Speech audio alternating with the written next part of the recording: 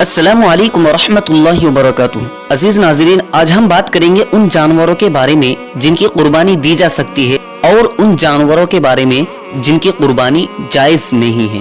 इसी तरीके से उन जानवरों के बारे में बात करेंगे जिनमें हिस्से लिए जा सकते हैं और उन जानवरों के बारे में भी जिनमें हिस्से नहीं हो सकते। इसी तरीके से जानेंगे कि कौन से जानवर की कितनी उम्र होने के बाद कुर्बानी जायज़ है।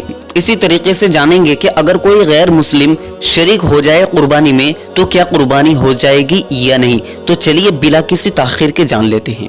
अजीज नाजरीन, कुर्बानी बकरा बकरी, दुम्बा भेड़, गाय बैल, ऊंट ऊंटनी, भैंस भैंसा, इनके अलावा किसी और जानवर का कुर्बानी देना जायज़ नहीं है। मालूम होता है कि जो लोग ये ख्याल करते हैं कि मुर्गी और बत्तख वगैरह की कुर्बानी हो सकती है, तो ये ख्याल बिल्कुल गलत है। इनकी कुर्बानी जायज़ नहीं है और कुर्बानी नहीं हो सकती। दूसरी बात आती है कि किन जानवरों में हिस्से लिए जा सकते हैं। तो इस बारे में ये है कि बकरा, दुम्बा, भेड़ एक ही शख्स की तरफ से कुर्बानी किया जा सकता है और गाय, बैल, भैंस, ऊंट वगैरह 7 आदमियों की तरफ से एक काफी है, बशर्ते के सबकी नीयत सवाब की हो, किसी की नीयत महज गोश्त खाने की ना हो।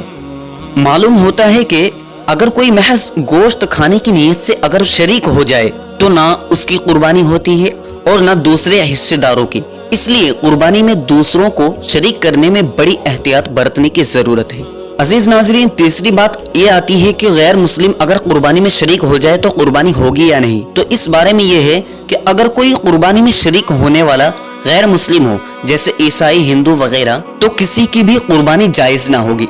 अजीज नाजरीन, चौथी बात ये आती है कि जानवरों की उम्र कितनी होनी चाहिए। तो इस बारे में यह है कि बकरा बकरी 1 साल का पूरा होना जरूरी है। भेड़ और दुम्बा अगर इतना मोटा ताजा हो कि देखने में साल भर का मालूम हो तो वो भी जायज है।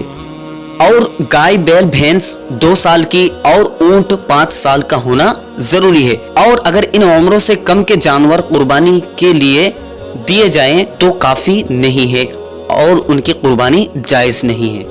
अजीज नाज़रीन, उम्मीद करते हैं कि आपको ये छोटे मसाइल जिनको जानना जरूरी है समझ में आ चुका होगा। और अगर इंफॉर्मेशन पसंद आई है तो एक लाइक करके चैनल को सब्सक्राइब कर लेना ताकि हमारी नई अपडेट भी आप तक पहुंचती रहे। और तब तक के लिए दुआ में याद रखिए। अस्सलामु अलैकुम।